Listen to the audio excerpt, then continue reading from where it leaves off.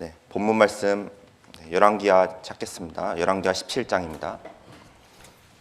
열왕기하 17장 7절부터 읽겠습니다. 17장 7절부터 18절까지. 홀수절은 형제 선생님께서, 그리고 짝수절은 자매 선생님께서 읽으시겠습니다. 이 일은 이스라엘 자손이 자기를 애굽에서 인도하여 내사 애굽 왕 바로의 손에서 벗어나게 하신 그 하나님 여호와께 죄를 범하고 또 다른 신들을 경외하며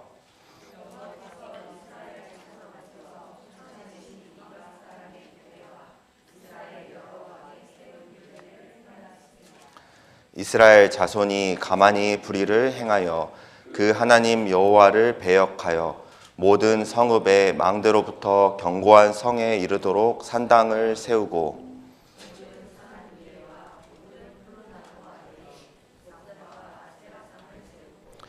또 여호와께서 저희 앞에 물리치신 이방 사람같이 그곳 모든 산당에서 분향하며 또 악을 행하여 여호와를 경노케 하였으며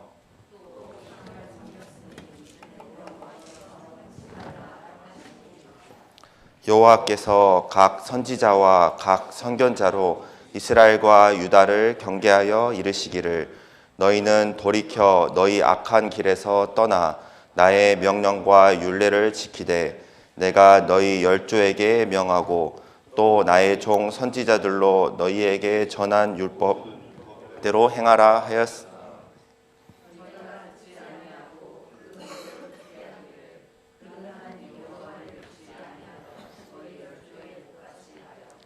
여호와의 율례와 여호와께서 그 열조로 더불어 세우신 언약과 경계하신 말씀을 버리고 허무한 것을 조차 허망하며 또 여호와께서 명하사 본받지 말라 하신 사면 이방 사람을 본받아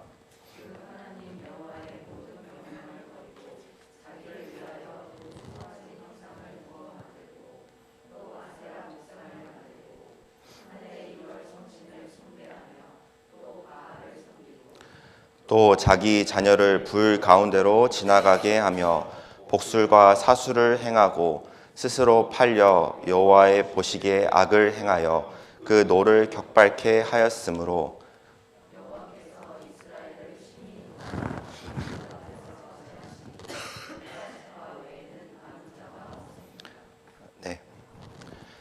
오늘 이스라엘의 멸망에 대해서 같이 이제 본문을 통해서 교훈을 받았으면 합니다. 멸망이라는 단어는 사실 우리가 직접적으로 경험해본 사람은 많이 없는 그런 단어죠. 이제 한 나라가 망했다는 것만큼 이제 비극적인 것은 없습니다. 한 나라가 망하면 그 나라 사람들은 아주 끔찍한 대가를 치르게 되는 것을 우리는 역사 가운데서도 알고 있죠. 우리나라도 이제 일본에 이제 의해서 한번 멸망당한 적이 있었잖아요. 그래서 독립하고 난 후에도 이제 그 잔재가 지금까지도 남아서 이제 우리나라를 괴롭히고 있는 것들이 많이 있습니다. 자, 마찬가지로 이스라엘도 멸망을 통해서 하나님께서 큰 징계를 내리셨는데 그 멸망하기까지 하나님께서 이스라엘을 어떻게 대하시는지, 그리고 이스라엘이 왜 멸망했는지 이제 이 본문을 통해서 알 수가 있습니다. 자, 우리가 멸망이라는 그 단어가 본문에 있다 보니 하나님의 그 공의만 강조된 본문인가라고 생각을 할 수도 있지만 본문을 자세히 보면 또 하나님의 그 사랑도 여기에 있다라는 것을 우리가 알 수가 있습니다. 자, 이 본문의 배경은 다들 잘 아시는 대로 북이스라엘 마지막 왕 호세아 왕 때 일입니다. 자, 이전 왕처럼 많은 악을 행한 것은 아니었지만 여전히 악한 왕으로서 이제 백성들을 치리하고 하나님 앞에 죄를 지었으므로 이제 아수르에 의해서 멸망을 이렇게 당하게 되었습니다. 자, 사실 이 호세아 왕 때 갑자기 북이스라엘이 멸망한 것은 아닙니다. 아수르가 그 전에도 이제 2번 정도 침공을 해왔었고 하나님께서는 계속 북이스라엘에게 마지막까지 기회를 주셨습니다. 자, 첫 번째 침공한 사건을 한번 보겠습니다. 여기 줄로 잡아두시고요. 열왕기하 15장 2장 넘겨보겠습니다.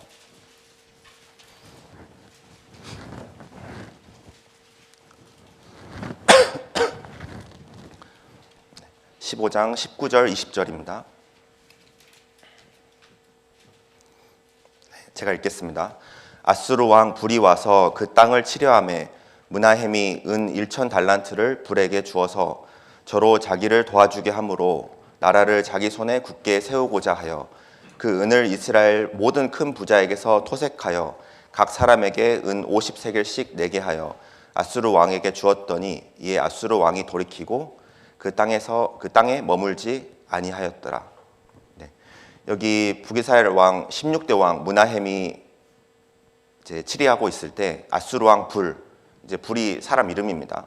그 불 왕이 와서 조공을 바치라고 했었죠. 그래서 므나헴 왕이 모든 큰 부자에게서 돈을 은 50세겔씩 이제 빼앗아서 이 왕에게 준 사건이 나옵니다. 자, 당연하지만 모든 부자에게서 돈을 빼앗으면 이제 민심이 이제 흉흉해지겠죠. 자, 두 번째입니다. 29절입니다. 이스라엘 왕 베가 때에 아수르 왕 디글랏빌레셀이 와서 이용과 아벨벳 마아가와 야노아와 게데스와 하솔과 길르앗과 갈릴리와 납달리 온 땅을 취하고 그 백성을 사로잡아 아수르로 옮겼더라. 네. 자, 아수르 왕 디글랏빌레셀이 와서 처음으로 포로를 잡아가는 사건이 나옵니다. 자, 포로를 사람들이 잡혀가기 시작하면 점점 그 나라가 이제 망조가 됐다라는 것을 알 수가 있겠죠. 자, 그런데 사람들은 여전히 회개하지 않고 있었고 오늘 이제 다시 본문으로 돌아와서요. 오늘날 이제 마지막으로 포로로 다 잡혀가고 나라가 망하기까지 이릅니다. 자, 17장 3절부터 제가 읽겠습니다. 아수르 왕 살만 에셀이 올라와서 호세아를 친고로 호세아가 신복하여 조공을 드리더니 저가 애굽 왕 소에게 사자들을 보내고 해마다 하던 대로 아수르 왕에게 조공을 드리지 아니하매 아수르 왕이 호세아의 배반함을 보고 저를 오게 금고하여 두고 올라와서 그 온 땅에 두루 다니고 사마리아로 올라와서 3년을 애워쌌더라. 여기 살만에셀은 그 아수르 왕 디글랏빌레셀의 아들입니다. 자, 그런데 올라와서 조공을 바치라고 했는데 이 호세아 왕이 당시 옆에 있던 나라의 도움을 받아서 그 애굽 왕의 도움을 받아서 위기를 타개하려는 움직임을 보이자 이 아수르 왕이 호세아의 배반함을 보고 왕을 가두게 됩니다. 그리고 3년 동안 사마리아를 둘러싸서 이제 고사 작전을 펼치게 되죠. 당시 이제 역사학자들에 따르면 이 오므리 왕과 아합 왕 때 이 사마리아 성을 요새화시키기 위해서 굉장히 성벽을 두껍게 쌓았다고 합니다. 그래서 이게 함락되는데 여기 쓰인 것처럼 3년이나 이제 걸렸던 겁니다. 자, 그런데 우리는 이 3년에 대해서 한번 좀 생각을 해봤으면 좋겠습니다. 자, 아수르 1차, 2차 침공이 있고 포로가 한번 잡혀간 상황이라면 당연하지만 하나님 앞에 취해야 할 행동은 회개하고 하나님 앞에 돌아가는 것입니다. 자, 그런데 마지막까지 그 3년을 줬지만 이스라엘 백성들은 회개하지 않고 하나님 앞에 끝까지 고집을 부리다가 이제 멸망을 하게 된 것을 알 수가 있습니다. 자, 하나님께서는 하루아침에 나라를 멸망시킨 것이 아니라 끝까지 조금이라도 더 기회를 주시는 분이시라는 것을 우리가 알 수가 있습니다. 자, 창세기 8장 보도록 하겠습니다.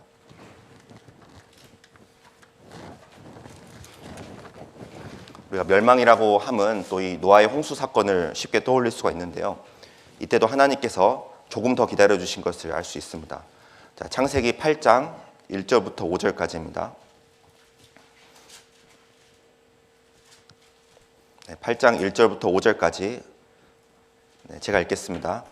하나님이 노아와 그와 함께 방주에 있는 모든 들짐승과 육축을 권념하사 바람으로 땅 위에 불게 하심에 물이 감하였고 깊음의 샘과 하늘의 창이 막히고 하늘에서 비가 그치매 물이 땅에서 물러가고 점점 물러가서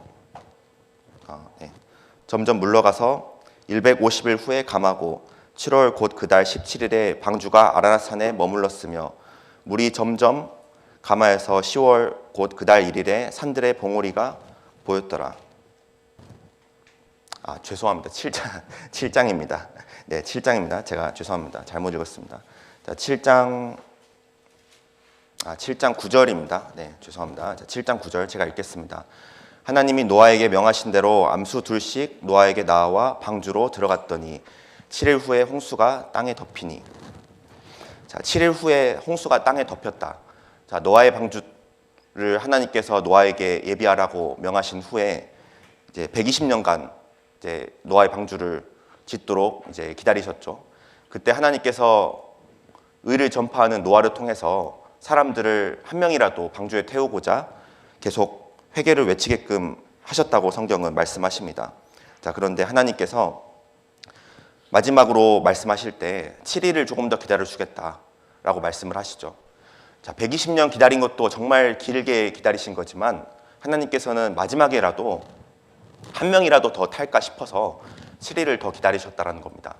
자, 하나님께서는 이 멸망 앞에서 무자비한 멸망을 내리시는 분이 아니라 하나님께서 마지막까지라도 한 명이라도 더 회개하기를 바라신다는 것을 이걸 통해 알 수 있습니다. 자, 베드로후서 3장 보도록 하겠습니다. 베드로후서 3장 8절 9절 말씀입니다.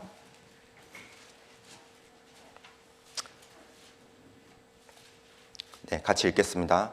사랑하는 자들아, 주께는 하루가 천년 같고 천년이 하루 같은 이 한 가지를 잊지 말라.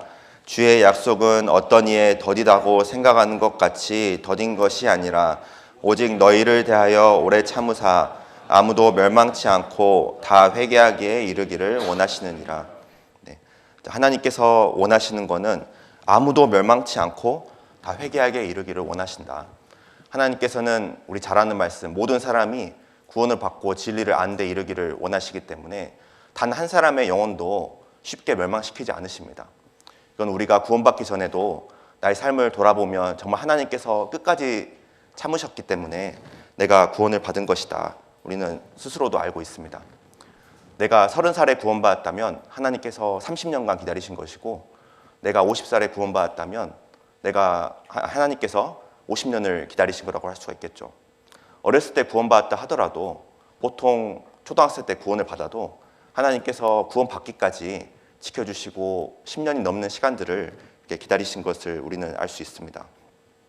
자, 이스라엘 백성들 하나님 앞에서 계속 범죄함으로 멸망의 징조가 다가옴에 따라서 아수르를 통해서 계속해서 경고를 하신 것은 이제 너희들 다 멸망시켜버리겠다라는 경고의 말씀과 함께 그래도 나는 조금이라도 더 너희들을 기다리고 회개하기를 바라겠다라는 하나님의 말씀, 하나님의 그 마음이 들어가 있다고 할 수 있겠습니다. 자, 본문으로 돌아오겠습니다.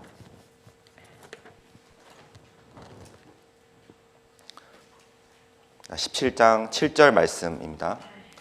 자, 이스라엘 백성들이 어쩌다가 멸망하게 됐는지 저희가 읽은 이 본문을 통해서 자세하게 하나님께서 말씀하고 계십니다. 자, 7절입니다. 이 일은 이스라엘 자손이 자기를 애굽에서 인도하여 내사 애굽 왕 바로의 손에서 벗어나게 하신 그 하나님 여호와께 죄를 범하고 또 다른 신들을 경외하며. 자, 자기를 애굽에서 인도하여 내사 애굽 왕 바로의 손에서 벗어나게 하신 하나님. 무슨 하나님이죠? 구원의 하나님입니다. 평생 종으로 살 뻔했던 이 이스라엘 백성들을 구원해 내신 하나님을 잊어버리고 우상 숭배를 했다라고 합니다. 자, 다른 성경에서는 생수 대신 생수의 근원된 나를 버렸다라고 이렇게 말씀하시거든요. 자, 예레미야 2장입니다. 예레미야 2장 13절입니다. 네, 2장 13절 같이 읽도록 하겠습니다.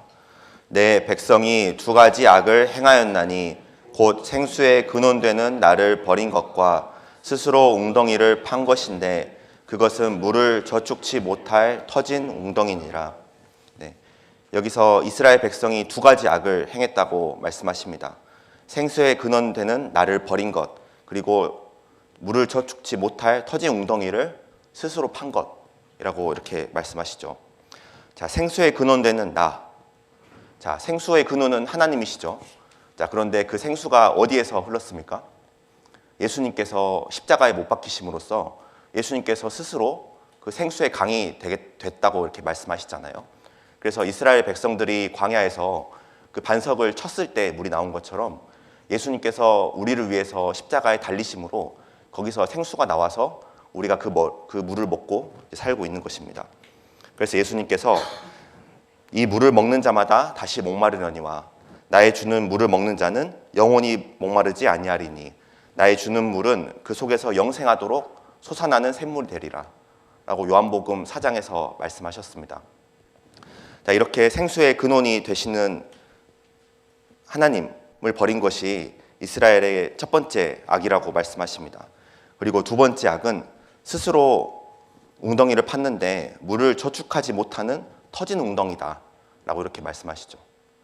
자, 내가 웅덩이를 열심히 파서 세상의 것들을 많이 집어넣지만 사실 그것은 저축치 못할 터진 웅덩이이기 때문에 아무리 갖다 부어도 차지 않는 웅덩이인 거죠.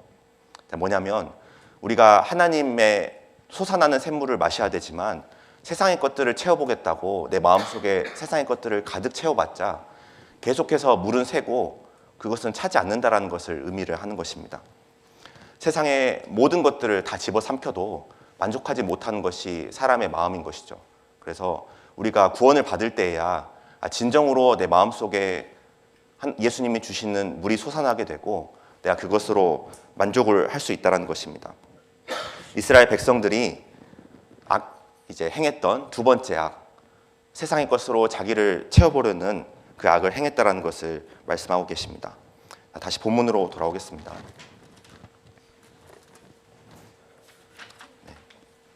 8절입니다. 여호와께서 이스라엘 자손 앞에서 쫓아내신 이방 사람의 규례와 이스라엘 여러 왕에 세운 율례를 행하였습니다. 자, 이방 사람의 규례와 이스라엘 여러 왕에 세운 율례.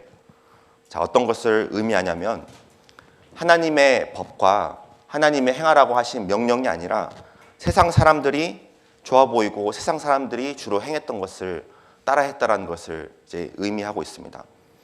자, 우리 또한 이제 세상에서 신앙생활을 하고 있다 보니까 세상과 구별되어 살아야 하지만 우리도 살다 보면 은연중에 우리 가운데 오염되는 것들이 이렇게 있죠.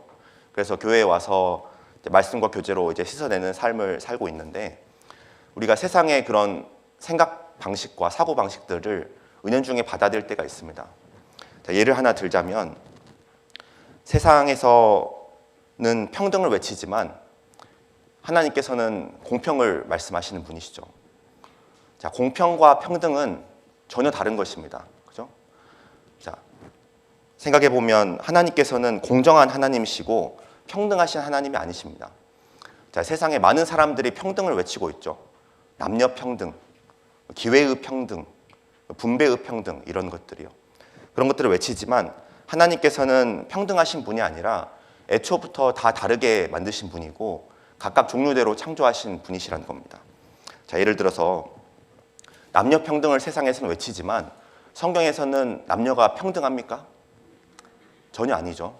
하나님께서 창조하실 때부터 남자 여자를 전혀 다르게 창조하셨습니다. 자, 먼저 신체 구조부터가 다르고 생각하는 방식도 다르고 많은 것들이 다르죠. 옛말에 남편들은 바깥 사람, 그리고 이제 아내들은 안주인, 이제 집주인 이런 말을 이렇게 썼지 않습니까? 하나님께서 남자 여자의 역할을 전혀 이렇게 다르게 만들어 주셨습니다. 그래서 여자는 교회에서 잠잠하고 말하는 것은 부끄러운 것이다 라고 아예 성경에서 명확하게 이제 정의를 내리셨지 않습니까? 하나님께서 질서를 만드시고 그 가운데 남자 여자의 질서를 세우신 것은 전혀 그 둘이 평등하지 않다라는 것을 알 수 있습니다. 자, 또한 사람과 동물은 전혀 평등한 존재가 아니죠. 자, 그런데 오늘날 마지막 시대에 사람들이 평등을 외치다 보니까 사람과 동물도 평등하게 이제 보지 않습니까? 그래서 동물이 사람을 물었는데 개가 물 수도 있죠. 내 새끼한테 그러지 마세요라고 하지 않습니까? 자, 그러다 보니까 점점 이제 미국에서는 이런 사건도 있잖아요. 이제 자기가 키우던 그 애완동물, 이제 가족들이 없으니까 그 자기가 키우던 개한테 재산을 상속해주는 이제 그런 일까지 벌어지고 있는 게 이제 오늘날의 시대라고 할 수가 있겠습니다. 자, 이런 평등의 개념이 처음 어디서 나왔는지는 다들 아실 거라 생각합니다. 이사야 14장에 보면 사단 마귀가 원래 천사였지만 타락해서 하나님 앞에 쫓겨나고 이제 지옥에 갈 운명인데 내가 지극히 높은 자와 비길이라 내가 하나님과 같이 되겠다. 그래서 그런 마귀가 하와에게 뭐라고 꼬셨습니까? 내가 이거 먹으면, 선악과 먹으면 눈이 밝아서 하나님과 같이 될 것이다. 자, 죄의 근본이 하나님과 평등하게 되는 것이라는 겁니다. 그 평등의 개념 자체가 죄에서 나왔다는 것, 마귀에게서 나왔다는 것도 알 수 있습니다. 자, 또한 교회 안에 많은 지체들이 있는데 우리가 교회 가운데서 봉사하는 가운데 잘 생각해 보면 전부 다 평등하게 우리가 일을 하고 있지 않습니다. 자, 어떤 분들은 하나님께서 다양한 은사를 주시기도 하고 어떤 분들은 또 다양한 재능들을 이렇게 주심으로써 교회 안에서 조화를 이루게끔 하시는 분이시잖아요. 초등부도 보면 어떤 분들은 선교회를 정말 기가 막히게 하시는 분이 계시고 어떤 분들은 정말 공과를 잘하시는 분도 계시고 어떤 분들은 분반 진행을 정말 잘하시는 분, 정말 사람이 이렇게 형제 자매님들 이렇게 보면 정말 각각 다양한 그런 재능 가운데 교회가 하나 되고 있음을 우리는 알 수가 있습니다. 그래서 우리가 교회 가운데 이런 생각을 가질 수가 있습니다. 봉사를 하다 보면 불공평하다고 생각할 때가 가끔씩 있다는 겁니다. 나는 이렇게 열심히 하고 있는데 저분은 그렇지 않아 보이고 이거는 불공평하다.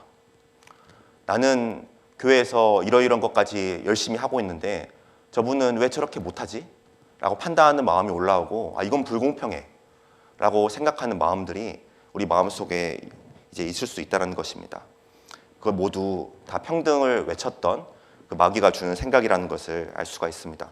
자, 고린도전서 12장 보도록 하겠습니다.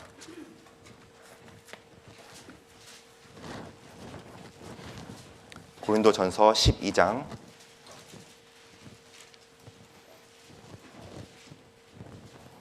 18절부터 21절까지입니다.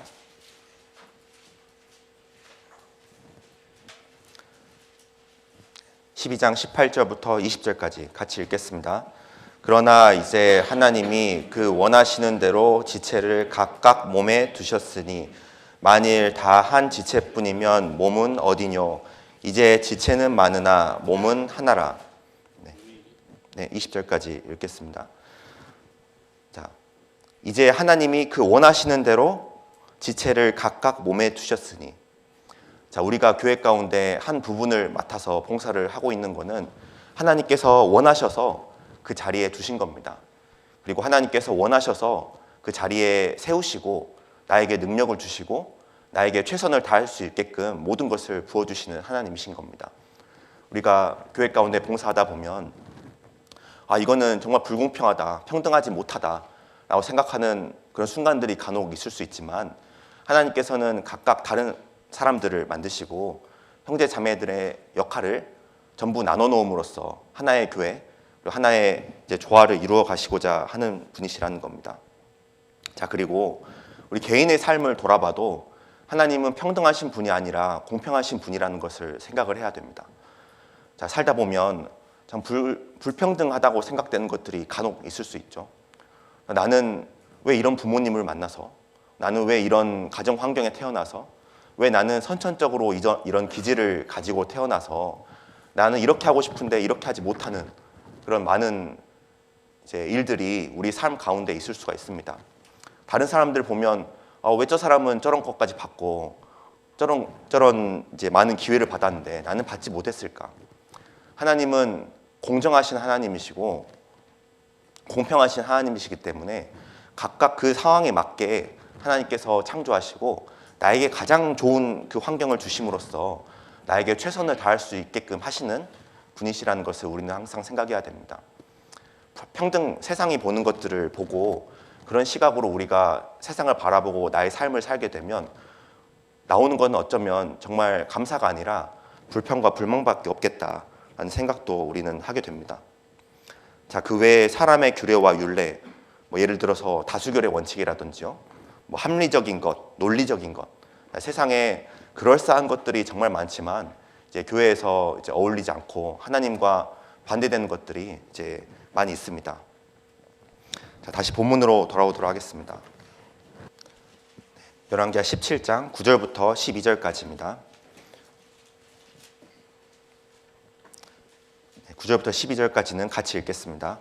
이스라엘 자손이 가만히 불의를 행하여 그 하나님 여호와를 배역하여 모든 성읍에 망대로부터 견고한 성에 이르도록 산당을 세우고 모든 산 위에와 모든 푸른 나무 아래에 목상과 아세라 상을 세우고 또 여호와께서 저희 앞에 물리치신 이방 사람같이 그곳 모든 산당에서 분향하며 또 악을 행하여 여호와를 경노케 하였으며 또 우상을 섬겼으니 이는 여호와께서 행치 말라 명하신 일이라. 네.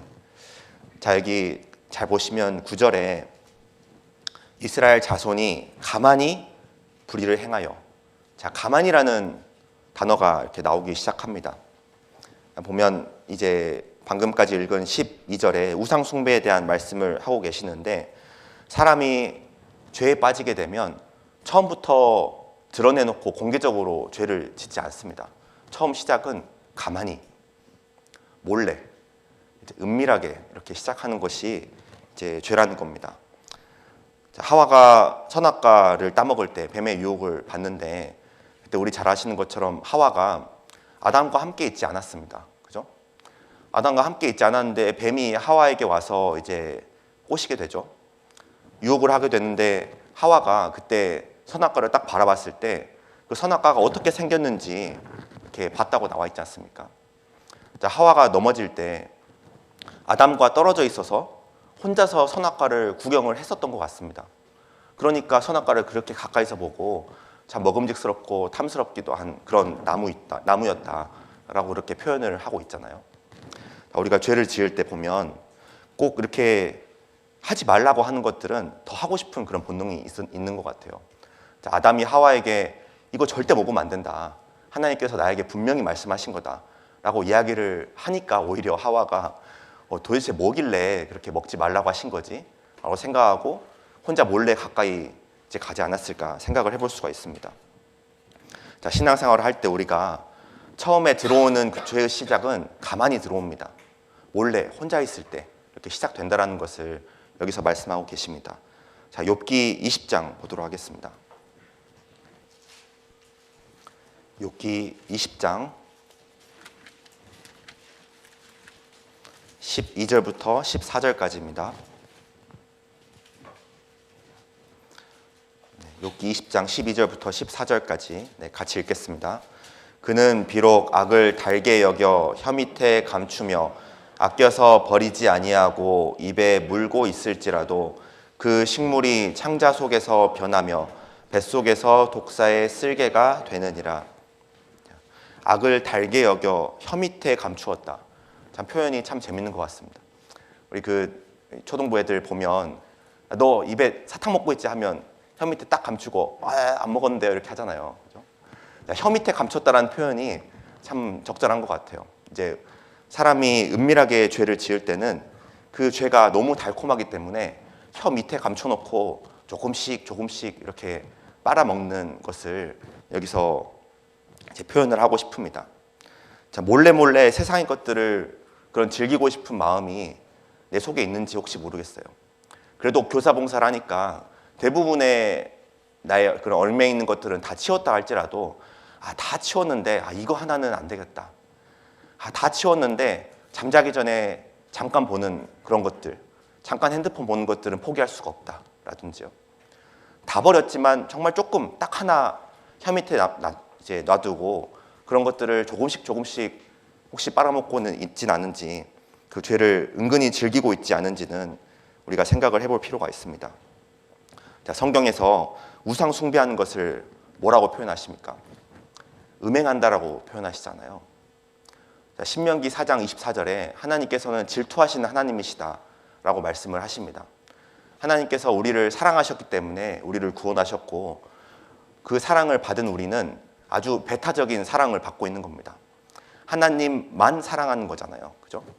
자, 그렇기 때문에 하나님 앞에 우상 숭배하는 것, 내 마음을 아주 조금씩 자리 잡고 있는 그런 것들 하나님께서 음행하고 계신 거다라고 이렇게 말씀하신다는 겁니다. 자, 생각해 보면 우리가 이 교회 가운데 봉사를 하면 이렇게 주일에 그리고 토요일에 나와서 열심히 이렇게 봉사할 때는 형제 자매님들 앞에서 그렇게 세상적인 모습을 당연히 보이지는 않습니다.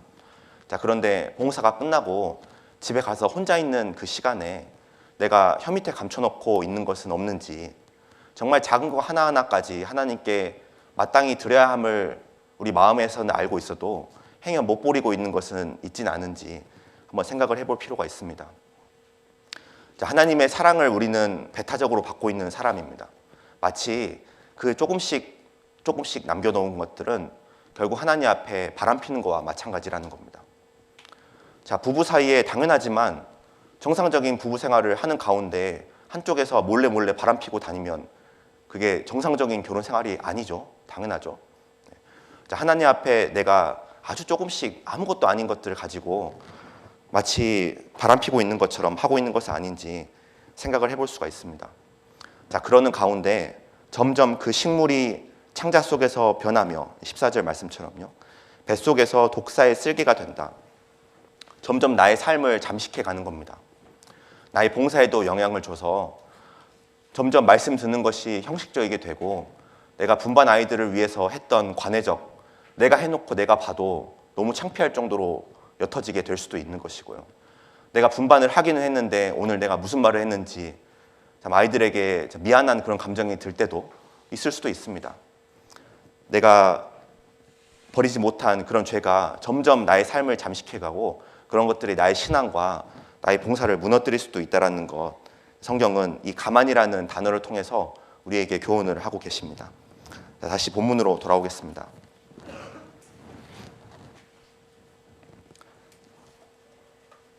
자, 13절부터 16절까지입니다. 제가 읽겠습니다. 여호와께서 각 선지자와 각 선견자로 이스라엘과 유다를 경계하여 이르시기를, 너희는 돌이켜 너의 악한 길에서 떠나 나의 명령과 율례를 지키되 내가 너희 열조에게 명하고 또 나의 종 선지자들로 너희에게 전한 모든 율법대로 행하라 하였으나 저희가 듣지 아니하고 그 목을 굳게 하기를 그 하나님 여호와를 믿지 아니하던 저희 열조의 목같이 하여 여호와의 율례와 여호와께서 그 열조로 더불어 세우신 언약과 경계하신 말씀을 버리고 허무한 것을 좇아 허망하며 또 여호와께서 명하사 본받지 말라 하신 사면 이방 사람을 본받아. 16절 같이 읽겠습니다. 그 하나님 여호와의 모든 명령을 버리고 위하여 두 송아지 형상을 부어 만들고 또 아세라 목상을 만들고 하늘의 1월 성신을 숭배하며 또 바알을 섬기고. 자, 그리고 이스라엘 백성들이 망했던 이유는 고집스러운 마음입니다. 보시면 14절에 목을 굳게 하기를 그 하나님 여호와를 믿지 않던 그 열조의 목같이 했다. 자, 목이 굳다라는 게 무엇인가요? 우리가 목이 하나님 앞에 굳으면 안 되죠. 뭐냐면 하나님께서 말씀하시면 고개를 딱 숙이고 네 알겠습니다 하고 따라가는 것이 사람의 본분이죠. 그런데 여기서 목이 굳어서 말씀을 하셔도 안 듣는 겁니다.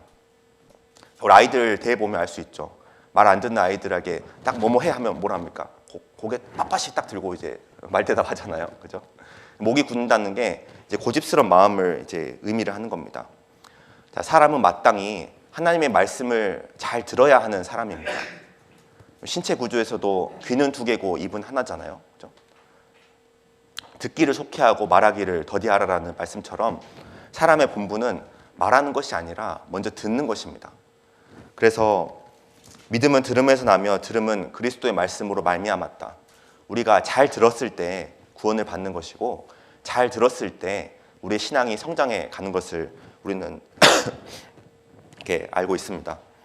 자, 스가랴 7장 보도록 하겠습니다. 스가랴서 7장입니다. 스가랴 7장 11절부터 12절까지입니다. 11절 12절 같이 읽겠습니다. 그들이 청종하기를 싫어하여 등으로 향하며 아니하려고 귀를 막으며 그 마음을 금강석 같게 하여 율법과 만군의 여호와가 신으로 이전 선지자를 빙자하여 전한 말을 듣지 아니하므로 큰 노가 나 만군의 여호와께로서 나왔도다. 11절 청종하기를 싫어하여, 하나님 말씀 듣는 게 싫은 겁니다. 그리고 등으로 이제 향하며, 이게 뭐냐면 하나님 앞에서 등 돌리고 산다라는 겁니다. 듣기 싫어하고 하나님과 반대되는 쪽으로 등을 돌리고 살아가는 것이 하나님 말씀을 청종하지 않고 불순종하는 모습이라고 말씀하십니다. 그리고 12절에 그 마음이 어떠한 마음 같냐? 금강석 같다. 금강석, 영어 표현으로 보면 다이아몬드라고 번역되어 있는 성경도 있습니다. 세계에서 가장 단단한 물질이 다이아몬드죠. 마음이 다이아몬드 같아서 너무 단단해서 하나님 앞에 말씀을 들을 수가 없는 겁니다. 우리가 죄에 빠지면 마음이 점점 단단해지는 것을 우리는 이제 알고 있죠. 부드러웠던 마음들이 아주 조그마한 죄에서부터 시작해서 마음이 점점 단단해지고 강팍해지는 거. 저도 이제 상담을 이렇게 하다 보면 참 어떤 분들 정말 마음이 강팍한 분들이 많이 계세요. 성경 사실이라고 믿는다고 해서 제가 죄 말씀 딱 한 5분 드렸더니 내가 무슨 죄인이냐고, 아유 나같이 산 사람이 어디 있다고 하면서 버럭 이렇게 화를 내시는 분도 이렇게 계셨었거든요. 성경이 분명히 사실이면 그 앞에 하나님 말씀을 듣고 하나님께서 죄인이라고 하면 죄인인 겁니다. 그죠? 하나님 말씀이 맞다고 하면 맞는 거고 그러하다라고 하면 그러하다라고 우리가 믿고 순종하는 것이 당연히 중요한데, 마음이 금강석 같이 돼버리면 하나님 말씀이 전혀 들어가지를 않는 겁니다. 에스겔 11장 보도록 하겠습니다. 에스겔서 11장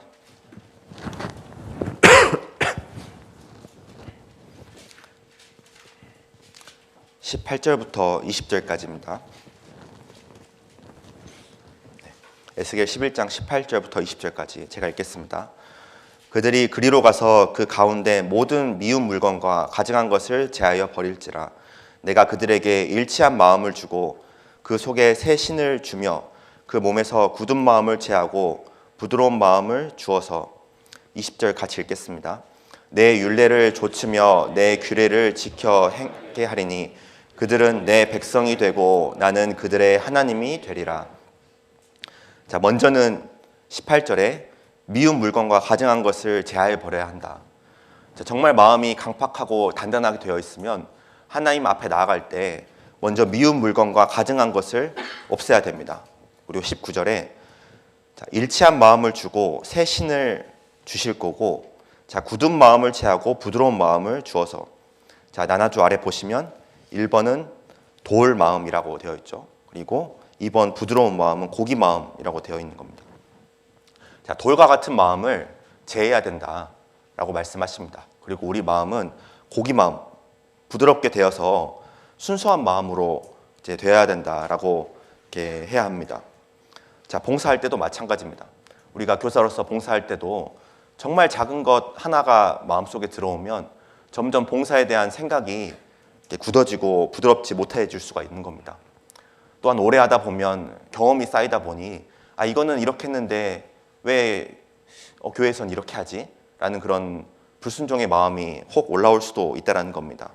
그 마음이 돌과 같은 마음이 되었다라는 겁니다. 어떤 분들을 보면 그 우스갯소리로 제가 전에 봉사할 때 그 교라벨이 좀 잘 지켜줬으면 좋겠다 라는 말씀을 하신 분이 계셨거든요. 교라벨이 뭐예요? 물어보니까 세상에서도 이제 회사 다니면 워라벨이 잘 지켜지지 않느냐, 정시 출근, 정시 퇴근, 그러니까 교라벨도 잘 지켜져서 아침에 일찍 나오면 이제 오후에도 빨리빨리 집에 보내줘야 된다라는 그런 말씀을 하신 적이 있었어요. 교라벨이 지켜져야 된다. 물론 당연히 우리가 이제 신앙생활 이렇게 끝까지 잘하기 위해서는 이제 체력도 잘 관리를 해야 됩니다. 그렇지만 중요한 거는 하나님께서 더 열심을 품어야 할 때가 있고 또 조금 천천히 갈 때도 있지 않습니까? 그죠? 우리 지난 천국잔치 하기 위해서 정말 많이 연습하고 고생했었잖아요. 그럴 때는 내가 좀 더 쉬고 싶지만 더 해야 할 때가 있는 것이고 조금 더 열심히 내야 될 때가 있는 것인데, 간혹 이런 돌 마음 같은 게 내 마음속에 들어오면 내가 봉사에 대한 선을 그어놓고 내가 열심히 했으니까 오늘 여기까지만 하고 더 이상 못하겠다, 이제 몰래 집에 가야겠다 라고 생각을 한다든지요. 내가 내 마음속에 선을 그어놓고 분반 준비도 이 정도면 됐지 하고 딱 멈추는 그런 마음들이 혹 생길 수도 있습니다. 내가 내 선을 그어놓고 더 할 수 있는데 더 하지 않으려는 그런 마음도 돌과 같은 마음, 그리고 하나님 앞에 이스라엘 백성들이 멸망했던 이제 고집이라고 할 수가 있겠습니다. 자, 본문으로 돌아오겠습니다. 열왕기하 17장 17절 말씀입니다. 17절 말씀 같이 읽겠습니다. 또 자기 자녀를 불 가운데로 지나가게 하며 복술과 사수를 행하고 스스로 팔려 여호와의 보시기에 악을 행하여 그 노를 격발케 하였으므로. 자, 이스라엘 백성들이 또 멸망한 이유 중에 하나가 뭐였냐면 스스로 팔렸다라는 말입니다. 자, 이 팔리다 말은 히브리어로 마카르라는 말인데, 자, 구약에 이제 몇 번 쓰이지 않았습니다. 근데 그 중에 한 곳 쓰인 곳을 좀 찾아보겠습니다. 자, 좀 넘겨서요. 좀 이렇게 앞으로 넘겨서요. 열왕기상 21장입니다. 아합 왕이 그 아내 이세벨에게 충동되어서 팔렸다라고 성경은 말씀하십니다. 자, 열왕기상 21장 20절입니다. 20절 같이 읽겠습니다. 아합이 엘리야에게 이르되 나의 대적이여 내가 나를 찾았느냐 대답하되 내가 찾았노라 내가 스스로 팔려 여호와 보시기에 악을 행하였으므로. 자, 여기에 스스로 팔려라고 나와 있죠. 그리고 25절에 보면 예로부터 아합과 같이 스스로 팔려 여호와 보시기에 악을 행한 자가 없음은 저가 그 아내 이세벨에게 충동되었습니다. 자, 스스로 팔렸다. 이게 무슨 말이냐면 스스로가 시험에 걸려서 스스로가 시험을 받아서 스스로가 죄를 짓기로 결정을 하고 스스로가 자기의 의지와 이제 의식을 가지고 죄를 지었다라는 것을 말씀하십니다. 자, 이 25절을 보면 그 아내 이세벨에게 충동되었다라고 말씀하시죠. 자, 아합이 죄를 지은 게 그 아내 이세벨에게 충동되었기 때문입니까? 아닙니다. 스스로 팔린 겁니다. 자, 옆에서 충동된 사람이 있다고 하더라도 스스로 팔리지 않으면 죄를 짓지 않습니다. 그렇죠? 자, 뭐냐면 하나님 앞에 우리가 어떤 죄를 지을 때 하나님께서 그 모든 것들은 우리에게 주신 그 자유의지에 의한 것이라는 겁니다. 자, 에덴 동산에서 하와가 선악과를 따먹은 거, 선악과가 거기 있었고 뱀이 꼬셔서가 아닙니다. 뱀이 유혹해서가 아니라 스스로 팔려서 먹은 겁니다. 그렇죠? 우리가 이제 죄에 빠지게 되면 점점 나의 이러한 모든 행동들의 그런 원인들을 환경 탓으로 돌리는 경우가 간혹 있습니다. 내가 신앙생활 좀 더 잘할 수 있는데 내가 아직 조금 경제적인 상황이 어려워서 이거 이상은 못한다. 내가 다른 분들과 같이 부모님이 다 구원을 받았다면 내가 조금 더 열심히 주를 위해 살 수 있을 텐데 부모님이 구원 안 받아서 그렇다. 내가 다른 분처럼 정말 성품이 온화하고 온유해서 이런 모든 봉사들 더 넓게 이렇게 할 수 있는데 내가 성질이 좀 급해서 내가 이것밖에 못한다 라고 스스로 핑계를 댈 수가 있다는 것입니다. 내가 교사 봉사를 하고 있는데 참 주일에 나오는 거는 어떻게 하든 할 수는 있지만 주중에 일이 너무 힘들어서 내가 토요일은 도저히 나올 수가 없다. 내가 토요일날 교사 봉사 못하는 거는 직장일이 너무 바빠서 그렇습니다. 직장일 때문에 토요일날 교회를 못 나오는 것이 아니라 스스로 팔려서 안 나온 겁니다. 그렇죠? 하나님 앞에서 우리가 지은 죄들, 불순종들은 하나도 사실 핑계를 댈 수가 없다는 것입니다. 자, 야고보서 1장 보도록 하겠습니다. 야고보서 1장 13절부터 16절까지입니다. 같이 읽겠습니다. 사람이 시험을 받을 때 내가 하나님께 시험을 받는다 하지 마니 하나님은 악에게 시험을 받지도 아니하시고 친히 아무도 시험하지 아니하시느니라. 오직 각 사람이 시험을 받는 것은 자기 욕심에 끌려 미혹됨이니 욕심이 잉태한즉 죄를 낳고 죄가 장성한즉 사망을 낳느니라. 내 사랑하는 형제들아 속지 말라. 자, 여기서 시험은 하나님께서 사람을 온전하게 하시기 위해 주시는 고난이나 어려움들이 아니라 영어로 temptation, 유혹을 의미합니다. 자, 하나님께서는 사람을 죄짓도록 유혹하지 않으신다라는 것을 여기서는 말씀하고 계신 것이죠. 자, 결국 14절 말씀처럼 각 사람의 유혹을 받는 것은 자기 욕심에 끌려서 미혹되는 것, 일 뿐입니다. 내가 죄를 짓고 내가 하나님 앞에 이런저런 핑계를 대면서 하나님 아시잖아요. 저는 이러이러해서 봉사하는데 이거는 더 이상은 못합니다. 하나님 아시잖아요. 제가 이러이러해서 더 이상 신앙생활 하는데 열심을 낼 수는 없습니다. 라는 그런 시험거리들, 많은 것들을 가져와서 핑계를 댈 수 있지만 사실 전부 다 자기 욕심에 끌려서 미혹됐다라고 말씀을 하신 겁니다. 그래서 16절 말씀에 내 사랑하는 형제들아 속지 말라. 내가 온갖 핑계를 대면서 내가 조금 더 할 수 있는 것들을 제한하고 있다면 그게 마귀에게 속고 있다는 것입니다. 내가 더 할 수 있는데 한 발자국 더 나아갈 수 있고 더 열심을 품을 수 있는 것들 분명히 있을 겁니다. 내가 아이들을 신방함에 있어서 더 아이들을 위해서 뭔가를 해줄 수 있을까? 더 고민할 수 있는 것이고 한 명이라도 더 신방을 해서 아이들을 더 세울 수 있는 것 분명히 방법이 있을 겁니다. 세상 말이지만 하기 싫어하는 사람은 핑계를 찾고 하려는 사람은 방법을 찾는다라는 그런 말도 참 이제 뭐 세상 말이지만 마음에 남더라고요. 내가 하나님 앞에 어떻게 해서든 이거 좀 피해 보려고 핑계를 대고 있는 건 아닌지, 우리는 그럴 게 아니라 어떻게 하면 이런 나의 어려운 상황, 정말 힘든 상황이지만 어떻게든 해보려고 방법을 찾고 하나님께 도움을 구해야 되는 건 아닌지 한번 생각을 해볼 필요가 있습니다. 자, 5절 읽겠습니다. 너희 중에 누구든지 지혜가 부족하거든 모든 사람에게 후히 주시고 꾸짖지 아니하시는 하나님께 구하라. 그리하면 주시리라. 자, 우리가 봉사하고 모든 하나님의 일을 하는데 너무 부족한 사람들입니다. 그 부족함을 핑계 삼아서 자꾸 내려놓고 포기하고 제한할 것이 아니라 부족하거든 모든 사람에게 후히 주시고 꾸짖지 아니하시는 하나님께 구하라. 자, 꾸짖지 아니하시는 하나님이라고 합니다. 내가 하나님께 이런 것도 내가 하나님 구해야 되나? 하나님이 꾸짖으시진 않으실까?